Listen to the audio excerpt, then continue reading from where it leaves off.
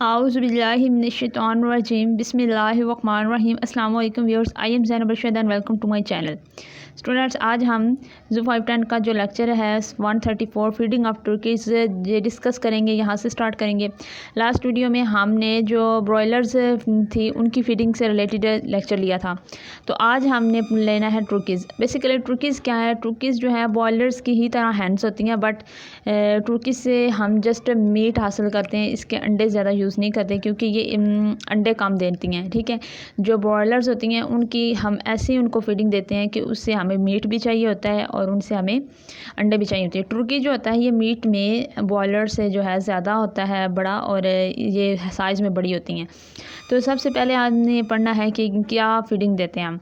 The general principles of feeding turkeys are similar to those of for feeding broilers। ठीक है, basically जो general purpose है ना, general जो चीज़ें फीडिंग के लिए यूज़ होती हैं ब्रॉयलर्स के, वही हम टर्कीज़ को देंगे।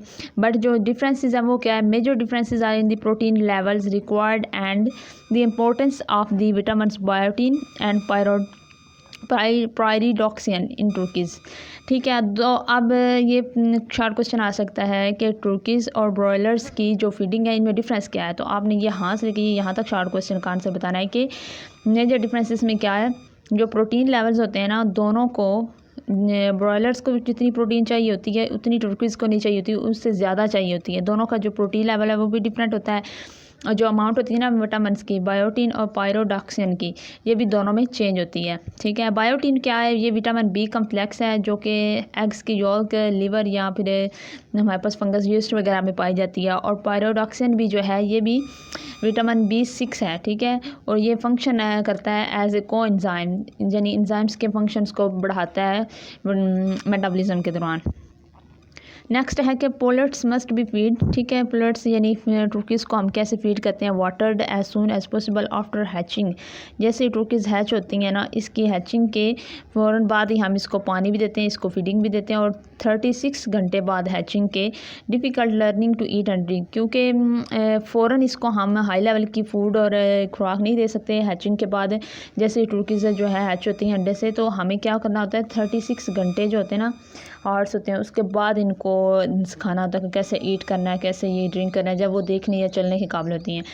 और विटामिन्स और mineral supply of the diet essential for good hatchability end of the Turkey eggs. ठीक है, टर्की के एग्स को हैच होने के लिए क्या चीज़ चाहिए? गुड विटामिन्स और मिनरल्स चाहिए, ये आपने याद रखना है। नेक्स्ट हमारे पास है कि short question, at 10 to 12 weeks of age separate hands from toms. ठीक है, तो हैंड्स को हमने क्या करना होता है, जैसे ही वो 10 या 12 हफ्तों की हो जाती हैं तो उनको हम जो हमारा फास्ती एक होता है, जिसे आप कह लें कि प्लेस होती है जहाँ पर हमने छोटी हैंड्स को रखा होता है उनकी हिफाजत के लिए, उससे हम उनको सेपरेट कर देते हैं कि अब वो, क्योंकि उस एज में वो अंडे देने के यानी बड़ा होने के काबिल हो जाती हैं। नेक्स्ट हमारे पास पीरियड दिखाया गया है यहाँ पर कि फर्स्ट जो टर्कीज़ के पैदाइश के 3 हफ्ते हैं ना, ठीक है, पैदाइश के बाद जो 3 हफ्ते हैं उसमें टर्कीज़ को कितनी ज़्यादा प्रोटीन चाहिए होती है? 30 से 33%। पूरी खुराक के अंदर इतनी उसे प्रोटीन चाहिए होती है, जो काफ़ी ज़्यादा है। और वो किलो कैलोरीज अगर किलोग्राम की शक्ल में अगर हम देखें तो वो कितनी उसके अंदर एनर्जी किलो कैलोरीज में जाएगी? 2930 से लेकर 3000 तक उसे पहले 3 हफ्तों में एनर्जी चाहिए किलो कैलोरीज में। ठीक है, जब उनका वीक कितने हो जाए, 0 से 4 के, यानी 4 वीक्स जब हो जाए तो उनको प्रोटीन जो हो गया 28% चाहिए। यानी पूरी जो डाइट हमने देते हैं ना उनको खाने के लिए, उस डाइट में 28% जो होती है वो उनकी प्रोटीन होनी चाहिए, और किलो कैलोरीज में एनर्जी उनको इतनी मिलनी चाहिए। फिर जब 4 से 8 हफ्तों की वो हो जाए, टर्कीज़ की एज हो जाए, तो उनकी प्रोटीन लेवल कम हो जाएगा, 26 हो जाएगा, और उनकी किलो कैलोरीज उनकी एनर्जी जो रिक्वायर होती है वो 29,000 हो जाएगी। इसी तरह 8 से जो 12 वीक्स होंगे उस वक्त उनको प्रोटीन कितनी चाहिए? 20 से 22% पूरी फीड में, और एनर्जी किलो कितनी कैलोरीज में? 31,000 में। ये जो दरमियाना 4 to 8 वीक्स है ना, यहाँ पर मुर्गी की जो है या फिर टर्कीज़ की जो ग्रोथ होती है वो इन दरमियान में होती है, ना ही ज़्यादा होती है, ना ही वो ग्रो कर रही होती है, ना ही रुकी होती है। ठीक है, जब वो 4 वीक्स तक होती है ना, तब तक वो ग्रो कर रही होती है। 4 वीक्स के बाद वो जब 12 वीक्स तक पहुंचती है और 16 या 20 वीक्स तक पहुंचती है तो वो उसकी मुख्तलिफ स्टेजेस पे वो एग्स देना स्टार्ट कर देती है। 8 to 12 वीक्स में भी बता दिया। 13 to 6 वीक्स तक जो है उनके अंदर प्रोटीन लेवल 19 हो जाता है, यानी प्रोटीन कम होती जाती है, क्योंकि उस वक्त उन्होंने एग्स देने स्टार्ट हो जाते हैं और एग्स के अंदर भी उनकी प्रोटीन जाती है। उनको कितनी एनर्जी चाहिए होती है उस वक्त पर kg 32,000। ठीक है, तो इसी तरह ये मुख्तलिफ उन्होंने लिखा हुआ है कि 21 वीक्स में उन्हें कितनी चाहिए, 13 से 14% प्रोटीन, और जो लेइंग हैन होती है वो 15 से 18% ओवरऑल जो है प्रोटीन लेती है। ठीक है, आफ्टर 21 वीक्स के बाद, ठीक है, पैदाइश के 21 हफ्तों बाद वो क्या करेगी, एग्स देना स्टार्ट करेगी। तो उसकी खुराक में टोटल प्रोटीन लेवल कितना होना चाहिए, 15 to 18%। तो पीक प्रोडक्शन उसकी कितनी होनी चाहिए, यानी जब वो बिल्कुल ग्रो कर चुकी हो तो वो होनी चाहिए 19% प्रोटीन। तो ये आपने मुख्तलिफ लेवल याद रखने हैं, लाइंग हैंड का आपने लेवल याद रखना और पीक प्रोडक्शन भी आपने याद रखनी है MCQs के लिए। नेक्स्ट हमारे पास है न्यूट्रिशनल डिसऑर्डर ऑफ टर्कीज़, यानी अगर तुर्की में न्यूट्रिशन की कमी हो जाए, ठीक है, विटामिन्स की कमी हो जाए, खुराक हम उसे सही से ना दे रहे हो, ठीक, और मिनरल्स की कमी हो जाए, तो उनमें के कौन से डिसऑर्डर होंगे। तो ये शार्ट सा क्वेश्चन आ सकता है, right the nutritional disorder of turkey. तो सबसे पहले आती है डिसऑर्डर लेग वीकनेस ऑर्डर। इसमें तो पता ही है कि हड्डियों के लिए कैल्शियम, फास्फोरस और विटामिन डी चाहिए। अगर ये तीनों कमी होगी खुराक में तो उनकी हड्डियाँ वीक हो जाएंगी, तो लेग जो होंगी उनकी वीक हो जाएंगी, वो काम करना छोड़ देंगी। और इस तरह कोलाइन है, बायोटीन है, फोलिक एसिड, मैग्नीशियम और जिंक। तो जो यहाँ पर कोलाइन जो है ना, ठीक है, ये है एडिशनल न्यूट्रेंट जो बहुत ज़्यादा ज़रूरी होता है। ये रेगुलेट करता है वाइटल बॉडी फंक्शंस को, जैसे सेल मेम्ब्रेन हो गए, कम्युनिकेशन हो गया न्यूरॉन्स के दौरान, ये भी बहुत ज़रूरी होता है। बायोटीन जो होता है, ये मैंने पहले भी बताया, ये विटामिन बी कम्प्लेक्स के अंदर एक विटामिन बी कम्प्लेक्स का पार्ट है। और जो फोलिक एसिड है, ये क्या करता है, ये हमारा बेसिकली DNA और जेनेटिक मटेरियल बनाता है ड्यूरिंग प्रोडक्शन जब भी। तो फोलिक एसिड की कमी हो जाए तो इनके दरमियान हिफाजती जो होता है ना इसके, क्योंकि फोलिक एसिड ताकत भी देता है, तो ये कमज़ोर हो जाती हैं। इसी तरह मैग्नीशियम और जिंक भी जो है ये भी थोड़ी थोड़ी अमाउंट में इनकी लिए इंपॉर्टेंट है।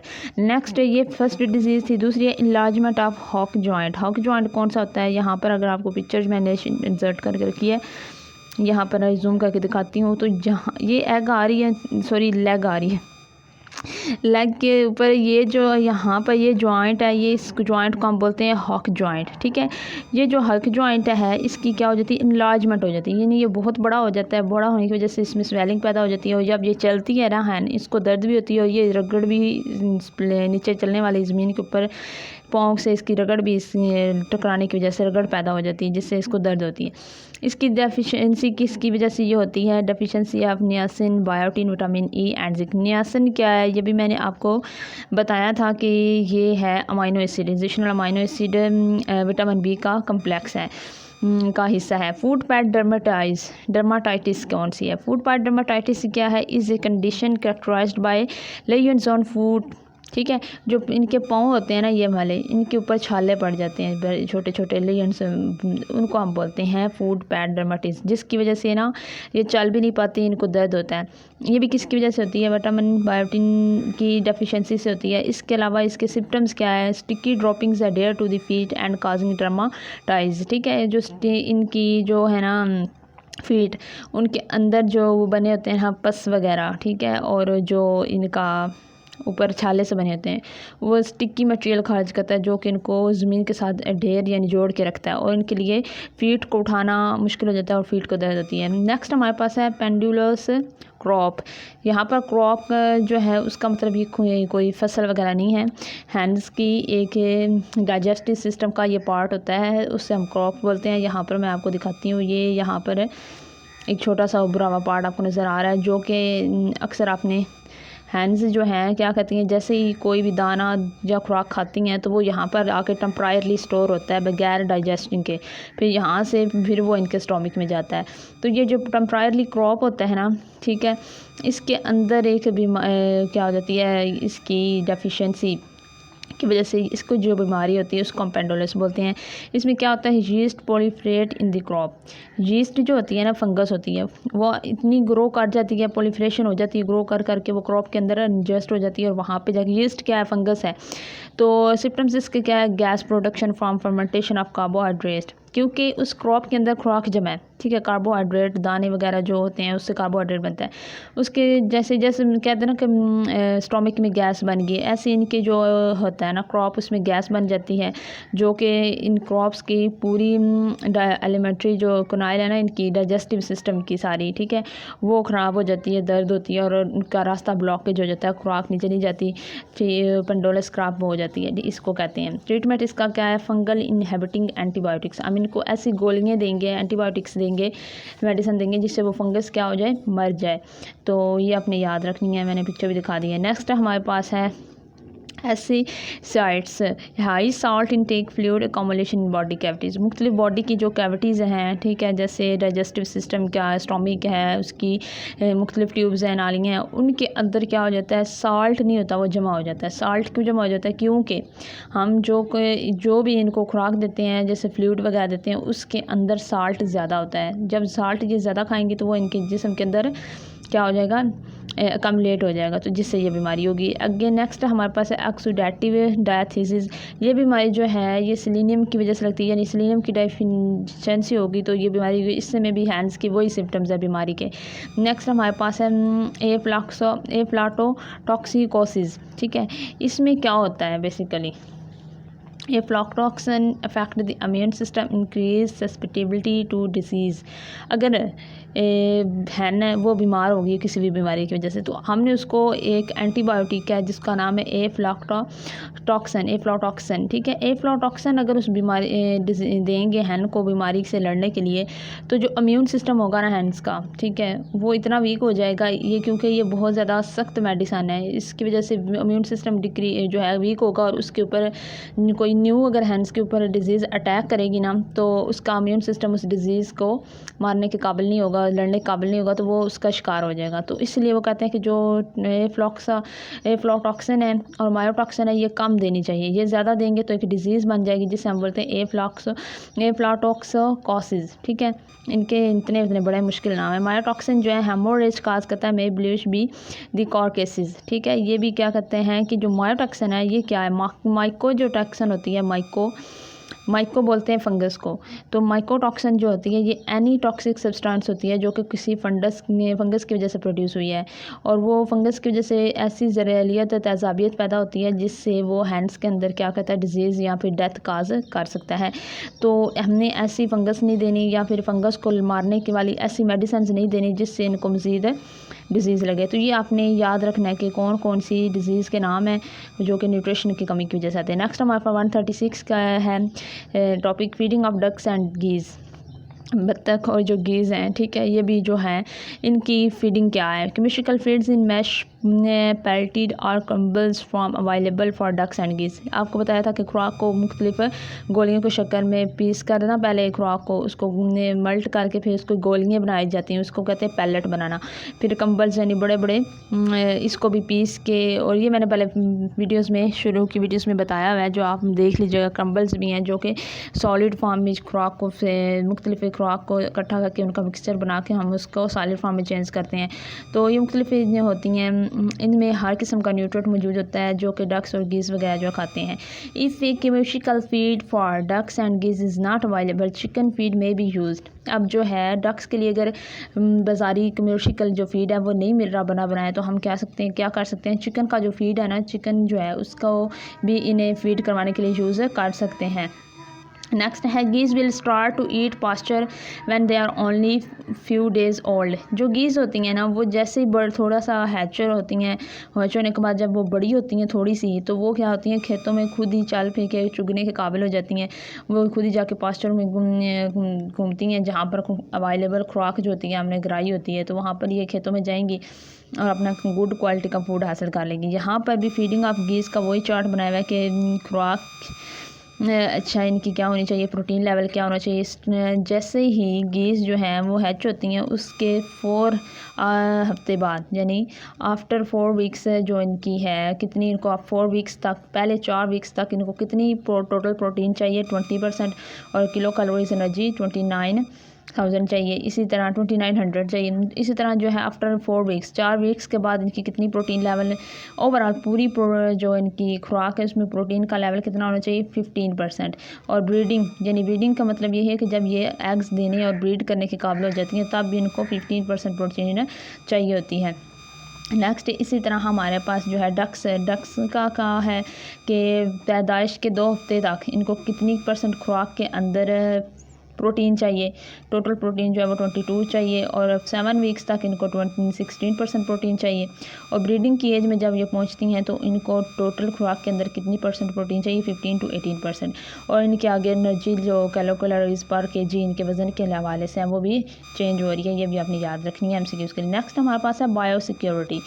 बायोसिक्योरिटी क्या होती है कि कोई भी इसमें आप हम जो भी हमारी लिविंग ऑर्गेनिज़म्स हैं या पोल्ट्री फार्म है या हमारा हैंड्स का कोई फार्म है, जो भी हमने ऑर्गेनिज़म रखे हुए हैं उनको डिज़ीज़ से बचाना, डिज़ीज़ ना लगने देना। अगर डिज़ीज़ हो जाए तो किस तरह उनकी हिफाजत करना और उनसे अपनी हिफाजत कैसे करना, ठीक है। अपने आप को भी उनकी डिज़ीज़ लगने से और बीमार होने से बचाने को कहते हैं बायोसिक्योरिटी। बेसिकली आम वर्ड्स में बता रही हूँ। जहाँ से शॉर्ट क्वेश्चन आपका ये बन सकता है, how many types of disease occur in poultry production. Poultry की प्रोडक्शन के दौरान कितनी किस्म की बीमारियां जो हैं वो पैदा होती हैं। इसके दरमियान सबसे पहले आगे हम पढ़ते हैं कौन कौन सी हैं। There are basically 2 types of disease, ठीक है। कौन सी हैं इसके आंसर में आपको बतानी है। 2 तरह की डिजीज़ होती हैं that must be consider in poultry production. Diseases of detriment to the bird health, diseases of potential human health concern.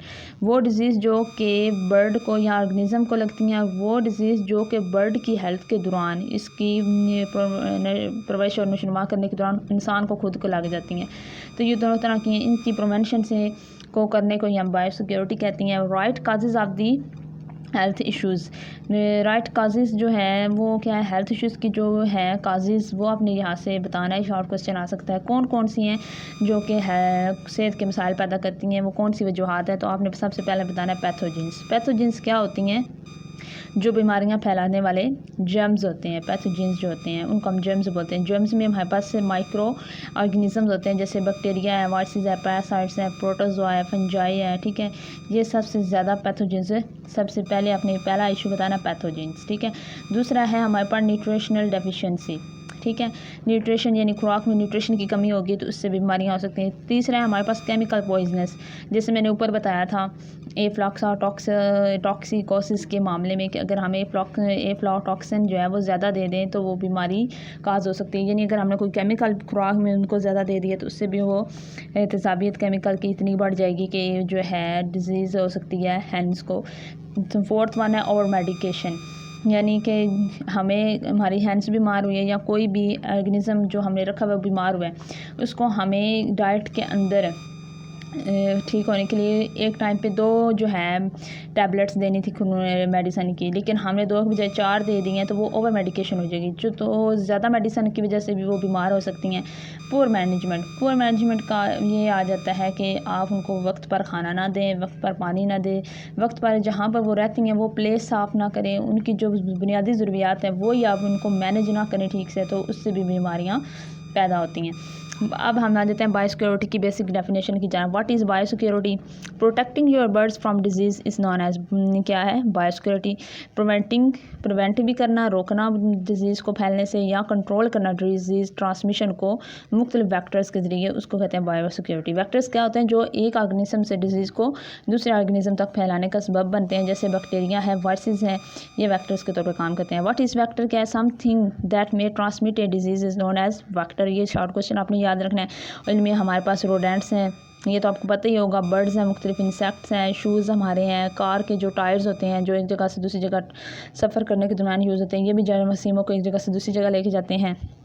Shared equipment, यानी कि एक इस्तेमाल शुदा हमारे पास आला है, वो एक बंदा यूज़ करता है तो कोई दूसरा भी यूज़ वही बगैर साफ़ किए उसके जर्म्स कुछ दवा लगाए बगैर उसको यूज़ कर ले तो उस इक्विपमेंट में जो जरासीम होंगे वो एक जगह से दूसरी जगह फैल जाएंगे। बेस्ट फ्रेंड, यानी एक बंदा बीमार है वो अपने दोस्त से मिलने जाता है या जरासीम उसको अपनी जरासीम जो है वो अपने दोस्त को लगा देता है। पेट, यानी इनका जो भी मैनवर होता है, फीड, वाटर, डस्ट, एयर, ये सारे जो है ये ट्रांसफ़र करते हैं डिजीज़ को from one place to another या फिर from one organism to another, ये नॉन कहते हैं कोवेक्टर। तो ये आपने याद रखना है। हमारे पास बायोसिक्योरिटी की स्ट्रैटेजीज़ आ गई, हम क्या इसमें करेंगे। 138 है जो लेक्चर है, इसमें आपने बताना है preventing strategies to control disease causing organism and their carriers vector. ठीक है, तो मुख्तलिफ जो है मेथड्स हैं जिससे हम कंट्रोल करेंगे डिजीज़ को कि वो कंट्रोल और उसके वेक्टर्स को डिजीज़ फैलाने से रोकेंगे। Protection of poultry flocks. Poultry flocks क्या होती हैं? हमने एक कमरे में अक्सर देखा होगा कि हैंड्स को पानी वगैरह खाना वगैरह दे कर उनको रखा हुआ होता है, वो पोल्ट्री फ्लॉक्स होता है। यहाँ पर पूरा पोल्ट्री का हैंड्स का मजमूआ होता है, ग्रुप्स होता है। Any type of infectious agents, हम क्या करेंगे पोल्ट्री फ्लॉक को किसी भी इन्फेक्शियस एजेंट से साफ़ रखना है, ठीक है, और कोई बीमारी उसको ट्रांसमिट नहीं होने देनी। अगर एक फ्लॉक में कोई बीमारी फैल गई तो उस फ्लॉक से किसी दूसरे हैंड्स के ग्रुप्स तक यानी दूसरे फ्लॉक तक बीमारी ट्रांसफ़र नहीं होने देनी। Biosecurity is the cheapest. Biosecurity ये वो चीज़ें जो हमारे अपने हाथ में, हमारी अपनी मैनेजमेंट्स में पे डिपेंड करता है कि हम कितनी सफाई, कितनी अच्छी और बेहतर मैनेजमेंट करते हैं जिससे ये बीमारियां ना फैलें। तो ये चीपेस्ट है, ठीक है, बिल्कुल सस्ता तरीका है लेकिन मोस्ट इफ़ेक्टिव है डिज़ीज़ को कंट्रोल करने का। ये MCQs अपने याद रखना है कि biosecurity is the cheapest and most effective means to control disease available. Who should practise good biosecurity. किस बंदे को बायोसिक्योरिटी की प्रैक्टिस होनी चाहिए जिसके ऊपर वो अमल करे। बेसिकली तो मैं कहूँगी एवरीवन, क्योंकि हाँ हमारे पास हर इंसान कोई ना कोई जो है बिज़नेस चला रहा है तो उसके दरम्यान उससे बायोसिक्योरिटी की ज़रूरत होगी। जैसे कमर्शियल प्रोडक्ट बनाने में जो हम बने बनाए खाने लाते हैं या बने बनाए प्रोडक्ट लाते हैं खुराक के, उसमें भी जो बनाने वाले होते हैं उस खुराक को, कमर्शियल प्रोडक्ट्स को, उसको उन लोगों को भी बायोसिक्योरिटी करने की ज़रूरत होती है। स्मॉल फ्लॉक या बैकवर्ड पोल्ट्री ऑनर्स, ठीक है, वो लोग जिनके छोटे छोटे पोल्ट्री फार्म्स हैं उनके मालिक को भी बायोसिक्योरिटी की प्रैक्टिस होनी चाहिए। ठीक है, ब्रीडर्स, हॉबीस्टिस्ट, यानी वो लोग जो कि हैंड्स को ब्रीड करवाते हैं, ठीक है, यानी 2 हैंड्स लें उनको ब्रीड करवा के आगे नेक्स्ट 4 हैंड्स पैदा कर लें। ये जो ब्रीडर्स होते हैं जिनका काम ही ब्रीडिंग करवाना होता है वो क्या करवाते हैं, उनको भी बायोसिक्योरिटी की प्रैक्टिस होनी चाहिए। Youth poultry project owners for life stock shows, ठीक है, ये एक प्रोजेक्ट है लाइफ स्टॉक के लिए। लाइफ स्टॉक में जब हम बात करते हैं इसमें तमाम एनिमल्स आ जाते हैं, उनकी खुराक आ जाती है और उनकी डिज़ीज़ का क्या, उनको कैसे रोकेंगे और डिज़ीज़ को जो है उनकी ट्रीट कैसे करेंगे। तो इस प्रोजेक्ट में उनके जो मेंबर्स होंगे ना, FFA मेंबर्स, उनको भी ये प्रैक्टिस होनी चाहिए। Why should I be consider about biosecurity. हमें क्यों बायोसिक्योरिटी के मतलब सोचना चाहिए, क्योंकि ये डिज़ीज़ और मोर्टेलिटी रेट को कम करेगा। फ्लॉक्स के अंदर जो इन्फेक्टेड फ्लॉक्स होंगे यानी हैंड्स के वो ग्रुप से जिनके अंदर बीमारी फैल चुकी होगी उनको हमने क्या करना है, एथेनॉइज्ड करना है। इसका मतलब है कि हमने कोई भी ऑर्गेनिज़म है उसको क्या करना है कि डिज़ीज़ की तरफ जाते वक्त बचाना है। यानी वो फ्लॉक जो खुद मर रहा है किसी डिज़ीज़ की वजह से, उसकी वजह से किसी और फ्लॉक्स को डिज़ीज़ नहीं होने देनी। इसका क्या और नुकसान हो सकता है, loss of income for producer. अगर हम इस बायोसिक्योरिटी पर अमल ना करें तो हमें इकोनॉमिकली फ़ायदा नहीं होगा, हमारे पैसे ज़ाया होंगे सिर्फ इनको रखने पे। बाद में हम इनको अगर इनकी सही प्रोडक्शन नहीं करवाएंगे। High prices of poultry meet and eggs, अगर हम इनकी सही प्रोडक्शन करेंगे, नशोनुमा करेंगे तो अच्छे लेवल का मीट भी मिलेगा और ज़्यादा एग्स भी मिलेंगे। इनकी हायर प्राइसेस पे करेंगे। Quarantines and restricted movement sale of birds, वो कहते हैं कि जो के बर्ड्स बीमार हैं उनको क्रेटिना करें, जैसे कोविड-19 के पेशेंट को करते हैं ना, वैसे कि एक ऑर्गेनिज़म से दूसरे ऑर्गेनिज़म को वो डिजीज़ ना लगे। कैंसलेशन ऑफ पोल्ट्री शोज़, ठीक है, पोल्ट्री शोज़ लगते हैं, ठीक है, ये कैंसिल ही होने चाहिए। इससे क्या होता है, जो पोल्ट्री होती है उनके शोज़ के दौरान पोल्ट्री को आपस में लड़ाया जाता है। जिस तरह के आपने देखा होगा कि जो मुर्गे हैं उनकी लड़ाई करवाई जाती है। इससे ये होता है कि जो हैंस होती हैं या मुर्गे होते हैं वो लड़ने की वजह से उनको नुकसान होता है, उनकी सेहत पे इफेक्ट होता है, तो ये कैंसलेशन होनी चाहिए। इससे डिजीज़ भी उनको होने का ख़तरा होता है। नेक्स्ट हमारे पास है मेजर कंपोनेंट्स कौन कौन से हैं बायो सिक्योरिटी से। शॉर्ट क्वेश्चन आ सकता है, what are the major component of bio security. Major components हमारे पास क्या है, फ्लॉक मैनेजमेंट होनी चाहिए। वही बात है कि अच्छा खाने पीने का इंतज़ाम, रिहाइश का इंतज़ाम, उनको वक्त पर खाना, ट्रैफिक कंट्रोल, यानी जहाँ पर हमने वो फ्लॉक रखा हुआ है, मुर्गियाँ रखी हुई हैं, वहाँ पर गैर ज़रूरी ऑर्गेनिज़म का या चीज़ों का आना जाना जो है वो नहीं होना चाहिए। उनको आइसोलेशन यानी उनको एक सेपरेट प्लेस पे रखना चाहिए, और जहाँ पर उनको रखा हुआ है वो क्लीनिंग और सैनिटेशन, वहाँ पर सफाई सुथराई होनी चाहिए, उसके पानी का इंतज़ाम भी साफ़ सुथरा होना चाहिए। ये थे हमारे पास। तो हम यहाँ पर जो है देख लेते हैं what are points of biosecurity monitoring.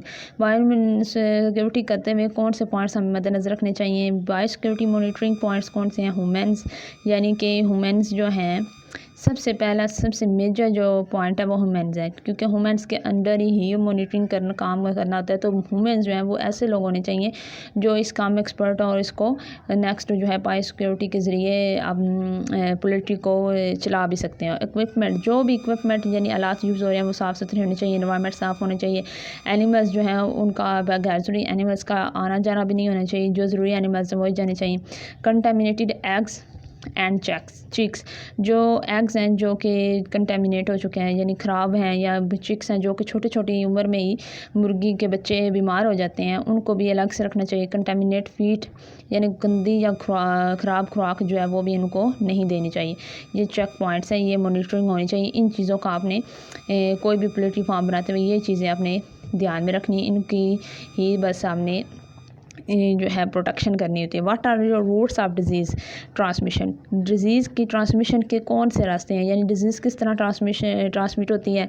सबसे पहले environmental route of disease transmission, यानी इन्वायरमेंट के ज़रिए। इन्वायरमेंट में क्या आ जाता है, हवा के, यानी एक जगह पर एक ऑर्गेनिज्म बीमार है, उसके जरासीम हवा के ज़रिए जो है एक जगह से दूसरी जगह ट्रांसफ़र हो जाएंगे, क्योंकि हवा तो हर जगह चलती है और एक जगह से दूसरी जगह चीज़ों को ट्रांसफ़र करती है। इसी तरह जो है वाटर है, डस्ट है, फीदर्स हैं और मैनवर।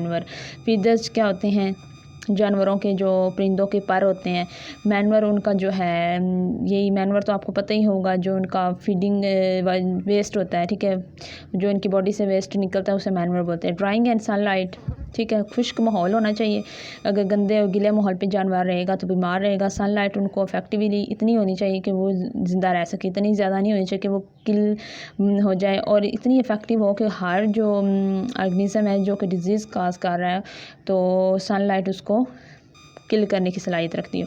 तो ये इन्वायरमेंटल रूट्स हैं जिसके ज़रिए इन्वायरमेंट के इन सब में जो है रूट्स के ज़रिए डिजीज़ क्या हो सकती है, एक जगह से दूसरी जगह ट्रांसफ़र हो सकती है। तो हमें ध्यान रखना पड़ता है। फॉर गुड बायोसिक्योरिटी प्रैक्टिस में क्या, हाउ वी प्रैक्टिस बायोसिक्योरिटी। अच्छी बायोसिक्योरिटी करने के लिए हमें क्या करना चाहिए। हमारे जो पेट्स हैं, बर्ड्स हैं, एनिमल्स हैं, उनको हमें लाइफ स्टॉक के जो फ्लॉक होते हैं उनको दूर रखना चाहिए, यानी बड़े बड़े फ्लॉक से मजमुओं से दूर रखना चाहिए, क्योंकि मजमुए में अगर एक बर्ड भी बीमार हो तो पूरा जो ग्रुप होगा वो बीमार हो जाएगा, ठीक है। नॉट ट्रेडिंग और purchasing of untested birds. Untested birds जो होते हैं, यानी कोई हमने न्यू परिंदा ख़रीदा है उसको तब तक हम नहीं बेच सकते, ना परचेज़ कर सकते हैं जब तक हमें ये पता ना चले कि न्यू परिंदा बीमारी का शिकार है यानी या सेहतमंद है यानी। तो न्यू परिंदा अगर आप खरीदते हैं तो उसको डायरेक्ट किसी भी दूसरे अपने ऑलरेडी मौजूदा परिंदों के साथ मत रखें, उसको पहले क्रेटीना करें, कुछ दिन के लिए अलग रखें। यूज़ डेडिकेटेड फुटवेयर क्लॉथिंग और डिस्पोजेबल, यानी जिस कपड़े से या मुख्तलिफ़ चीज़ों से आप उनको छूते हैं वो क्या होनी चाहिए, बिल्कुल साफ़ सुथरे होने चाहिए। Covers and boot covers with checking your birds, ठीक है, ऐसी चीज़ें इस्तेमाल करें, कवर्स यूज़ करें जो कि आपके बर्ड्स को चेक करने के लिए यूज़ हो और वो साफ़ अवेलेबल हो। अगर वो गंदे भी हो जाए तो वो डिस्पोजेबल हो, दोबारा उसको आप यूज़ ना करें। हैंड वाशिंग आपने करनी है before handling birds, manoeuvre, crops और एग्स को। हर चीज़ को यूज़ करते वक्त से पहले अपने हाथ भी साफ़ करने हैं। आइसोलेशन मेयर्स क्या है, तो कन्फाइंड फ्लॉक्स टू कंट्रोल्ड इन्वायरमेंट। इसका मतलब क्या है, एक जगह पे एक फ्लॉक रहता है यानी हैंड्स का ग्रुप रहता है, ठीक है, उनको उसी जगह पे ही कन्फाइंड कर दें, उसको किसी और जगह पे अपनी रिहाइश बनाने मत दें। इस तरह क्या होगा, कंट्रोल्ड इन्वायरमेंट होगा। एक अगर फ्लॉक में कोई बीमारी फैलेगी तो वो एक जगह, क्योंकि वो फ्लॉक है, एक जगह से दूसरी जगह नहीं जाएगा तो बीमारी भी फिर नहीं ट्रांसफ़र होगी, इसलिए उनको एक जगह कन्फाइन करें। Screen houses to protect plant from wild birds, ठीक है। जिस हाउस के अंदर आपने अपने फ्लॉक्स रखे होते हैं, अगर पता नहीं आपने फ्लॉक्स का कभी हाउस देखा हो तो आपको पता चलेगा, वो एक कमरा बना होता है और इर्द गिर्द जस्ट जो खिड़कियाँ होती हैं जिसमें सुराख होते हैं, उन खिड़कियों पर ये से ना कुछ सफ़ेद सी या ग्रीन सी चादर डाल देते हैं, ताकि जो दूसरे बाहर वाले जानवर है ना, बर्ड्स वगैरह, वो उन फ्लॉक्स के ऊपर आके हमला ना कर सकें। तो उसके अंदर जो होते हैं वो हैंड्स रहते हैं। फिर हमने क्या करना है, avoid contact with migrative waterfowl and other birds. हमने एक फॉल जो एक फ्लॉक है हमारे पास, ग्रुप है जानवरों का, उनका हमने दूसरे जानवरों से कंटेक्ट कम ही रखना है। रिस्ट्रिक्ट विजिटर्स, खुद भी वहाँ पर ज़्यादा विजिट नहीं करने जाना, रिस्ट्रिक्ट करना है। Do not share equipment, coops or left over feed, वो वाले आलात जैसे कोप्स हैं या लेफ्ट ओवर फीड, खुराक देने वाले या खुराक रखने वाले बर्तन, वो भी हमने किसी एक ऑर्गेनिज्म का दूसरे ऑर्गेनिज्म से शेयर नहीं करना। नेक्स्ट है रिड्यूस एक्सपोर्ट्स रिस्क, यानी उन रिस्क को कम कर दें जिससे बीमारियां फैलती हैं, जैसे कि हैबिटेट जो है वो साफ़ ही रखें, एक हैबिटेट से दूसरी हैबिटेट ना फैलाएं, और बर्ड्स और रोडेंट्स और वेरिएंट्स और इंसेक्ट को भी वहाँ पर पैदा ना होने दें, सफाई रखें। नेक्स्ट हमारे पास है गुड प्रैक्टिस बायोसिक्योरिटी प्रैक्टिस में, तो आई थिंक ये आप लोगों को मैं जो पीछे हमने ये अभी पढ़े हैं वही बातें दोबारा रिपीट हो रही हैं, ये आप लोग खुद ही कर लें कि फ़्रेश फीड देना चाहिए, वाटर क्लीन होना चाहिए, ड्राई लीटर होना चाहिए। लीटर क्या होता है, जहाँ पर जानवर जिस प्लेस पे रह रहा होता है ना, नीचे हम मिट्टी वाली तह पे कुछ घास वगैरह डाल देते हैं, खुश्क घास या पत्ते डाल देते हैं, ताकि वो जगह नरम हो जाए और ऑर्गेनिज्म उसके ऊपर जो है ना जानवर से ही आराम से बैठ सके। तो वो जो लीटर है वो ड्राई होना चाहिए, अगर वो गीला होगा तो जानवर को बीमार कर देगा। गुड वेंटिलेशन, यानी जहाँ पर ऑर्गेनिजम्स हमने कमरे में रखे हुए, जिस कमरे में या जिस जगह पर रखे, वहाँ पे हवा का जो है आना जाना ठीक होना चाहिए, वेंटिलेशन, हवा का इंतज़ाम हो, ओवरऑल कंफर्टेबल इन्वायरमेंट देना चाहिए। तो ये थे स्टेप्स, ये आपने रीड आउट कर लेने, बहुत ही आसान थे। नेक्स्ट है right steps of cleaning and sanitation. अगर कोई चीज़ फ्लॉक गंदा हो गया, जानवर जहाँ पे रहते हैं या हैंड्स का फ्लॉक है, तो उनको साफ़ कैसे करना है। स्टेप है 5 स्टेप हैं, ये शॉर्ट क्वेश्चन में आपने याद रखना है। ड्राई क्लीन, सबसे पहले तो आपने क्या करना है, कुछ भी वाटर को यूज़ किए बगैर तमाम ऑर्गेनिक मैटर को वहाँ से उठा लेना है, यानी जहाँ पर ऑर्गेनिज्म रह रहे थे वहाँ पर जितनी भी चीज़ें पड़ी हुई हैं उनको उठा के गंदी चीज़ों को गिरा देना है, और जो इंस्ट्रूमेंट पड़े हुए थे उनको धो लेना है। और उस जगह को धोने के लिए क्या करना है, सोप यूज़ करना है, ठीक है। फिर उस सोप के ज़रिए राइंस करना है, साफ़ करना धोना है। फिर उस जगह को ड्राई करना है, ड्राई करने के बाद उसको डिसइंफेक्ट करना है, यानी जो जरासीम रह जाएंगे धोने के बाद भी जर्म्स नज़र आते हैं, उनको हमने कोई एक जरासीम कश स्प्रे से क्या करना है, उसके जरासीम भी मार देने हैं। नेक्स्ट डिजीज़ हेल्थ चेक्स में क्या करेंगे, वॉच फॉर सिम्टम्स SHR, यानी हेल्थ चेक्स का मतलब है कि हमने ध्यान रखना है कि कोई बीमारी तो नहीं फैल रही, जैसे कोई जानवर कफिंग या स्नीजिंग यानी उसे खांसी तो नहीं है, उसके नॉइज़ ब्लीडिंग तो नहीं कर रही, या उसकी आंखों में से वाटर तो नहीं निकल रहा, वाटर आइज़। रुफल्ड फीदर्स का मतलब होता है गर्दन के इर्द गिर्द जो है ना पंख की तरह जो फीदर्स होते हैं ना इनके, ठीक है, पर वो फैल जाते हैं और दरमियान से गर्दन नंगी हो जाती है, पंख जो है वो उतर जाते हैं, तो ये भी एक बीमार होने की अलामत है। लॉस ऑफ फीदर्स भी, एक्सेसिव पिकिंग लेबर्ड, ये ज़्यादा काम करवाने से या उनको खांसी है या आंखों में पानी आ रहा है, तो ये क्या है, उनकी बीमारी के सिम्टम्स हैं, ठीक है, कि बीमार होने वाली है। ब्रीथिंग प्रॉब्लम्स हो सकते हैं, या फिर उनकी प्रोडक्शन, उनकी हेल्थ में सडन से ड्रॉप आ जाए, तो ये भी इनकी बीमारियां, ये आपने जस्ट यहाँ से ये याद करने हैं और कुछ नहीं करना। Maintenance of flock health, flock की पूरा जो हैंड्स का ग्रुप है उसकी हेल्थ को कैसे बरकरार रखना है। वैसे तो ये हम पढ़ चुके हैं कि डिज़ीज़ को रोकना है, अच्छी मैनेजमेंट करनी है, ठीक है, और वेक्टर नहीं होने देने, वहाँ पर वेक्टर ट्रांसमिशन डिजीज़ नहीं होनी चाहिए।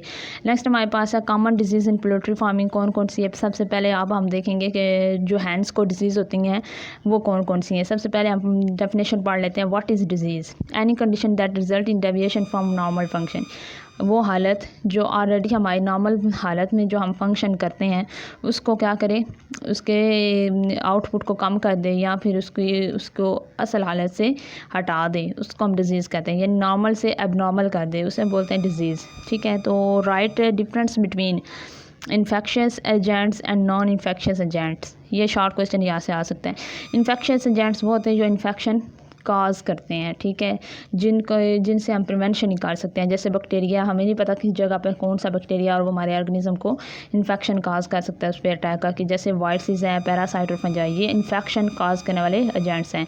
नॉन इन्फेक्शंस कौन से हैं? जैसे केमिकल्स हैं, हमने कोई दवाई दे दी जिसकी ओवरडोज होने से जैसे जो है ऑर्गेनिज्म बीमार हो गया। फिज़िकल का मतलब यह है कि हमने वो इन्वायरमेंट साफ़ नहीं रखा, पानी साफ़ नहीं दिया, या फिर वो इस जगह को साफ़ नहीं किया जहाँ पे ऑर्गेनिज्म रहता है, तो जैसिम लग गए। Lack or excess of certain vitamin, या तो हम खुराक में ज़्यादा विटामिन दे देते हैं या कम दे देते हैं, या टॉक्सिन और मिनरल जिसकी वजह से वो बीमार हो जाते हैं। ये इन्फेक्शंस नहीं है, ये इनडायरेक्ट लगने वाले हैं किसी भी वजह से, तो ये आपने याद रखना है। तो आज की वीडियो को इतना ही। नेक्स्ट वीडियो तक जो है मैं नेक्स्ट लेक्चर इंशाल्लाह करूँगी। तो रिक्वेस्ट है कि वीडियो को लाइक कर दिया करें, चैनल को सब्सक्राइब कर लें, ताकि जो अभी फाइनल टर्म के आपके नेक्स्ट जो होंगे लेक्चर्स वो भी अपलोड होंगे, और एक मेगा फाइल जो है इंशाल्लाह MCQs की वो भी फाइनल टर्म की शेयर करूँगी। तो इसके लिए अपडेट रहा करें। अल्लाह हाफिज़।